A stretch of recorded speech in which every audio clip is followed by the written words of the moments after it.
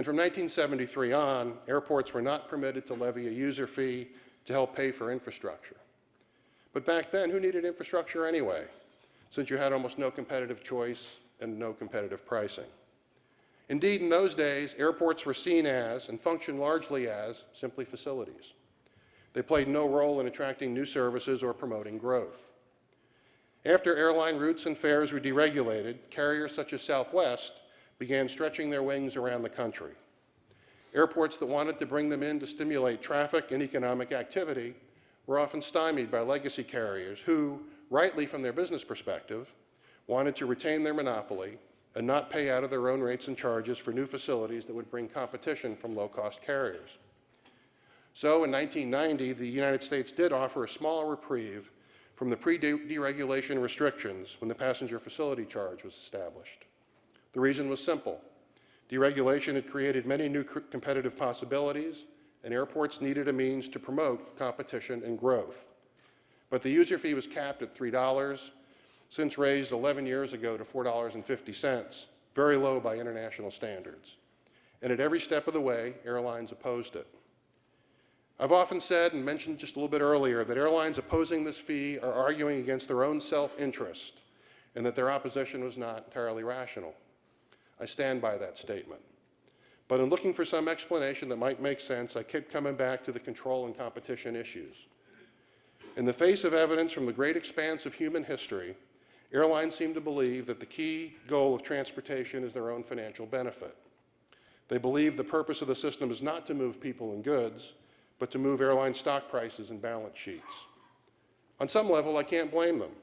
Airline management answers to shareholders every quarter, and if they can think of ways to exert more control over the airports they use, and if they can think of more ways to maintain inadequate infrastructure to keep competition away, then perhaps they meet their shareholders' short-term expectations. I'd argue otherwise, but perhaps that's the reason. No other makes sense. That's why it is so frustrating that the U.S. government joins with airlines to keep a boot on the neck of the airport economic engine here in this country. Make no mistake, by Washington joining with airlines to limit the ability of airports around the country to provide for the transportation needs of the community, a very large boot is being placed on the neck of economic growth in this part of the world.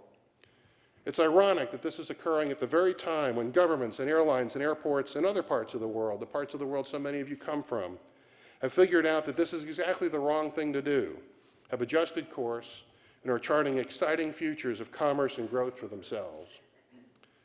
I got involved in the airport industry because I care about economic growth and the promotion of trade and commerce.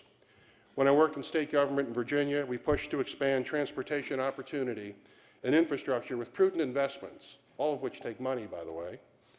We did this because businesses told us this is what they wanted. They didn't ask for tax cuts. They asked for world-class transportation links and world-class education. That's what they needed and what we gave them, and the result was job creation at a rate that, if multiplied at the time nationally here in the United States, would have meant about 15 million new jobs in a 4-year period. Think we could use a little bit of that today?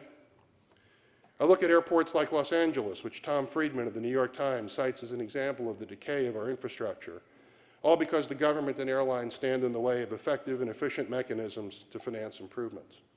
I look at Chicago, a critical global crossroads, which recently completed a very difficult negotiation for an historic airfield realignment, challenged by the airlines at every turn to achieve an efficient and effective mechanism to finance improvements. I look at Denver and so many other places where this is true. You'll hear from the visionary leaders of those and other airports while you're here. The basic fact is this: while governments, airports, and airlines around the world are making prudent, forward-looking decisions, we in the United States are looking backward. We are mired in a mindset that forgets the lessons of 5 millennia of human history, a lesson that teaches that those who invest in and develop their transportation infrastructure will prosper and grow, and those who do not will fall further behind. If we don't change, we are destined to watch the rest of the world leave us in the dust while they develop the global transportation links critical to growth in the 21st century. I'm really glad this conference is here in the United States, and especially here in Memphis. I know the meeting will be in Denver next year, and I hope that things will be much different by then. But I'm afraid they won't be. And I'm afraid that if we in the United States don't get our act together, we'll fall so far behind that next year's Airport Cities Conference will again provide the sad opportunity to contrast our outmoded policies to those of other countries, policies in those places that are making a real difference for passengers, shippers, and businesses. I'm looking forward to seeing and talking with many of you during these next couple of days. Those of you from overseas, especially from Asia Pacific, Latin America, and the Middle East, you'll be easy to spot as you celebrate and share stories of all the good things you're doing.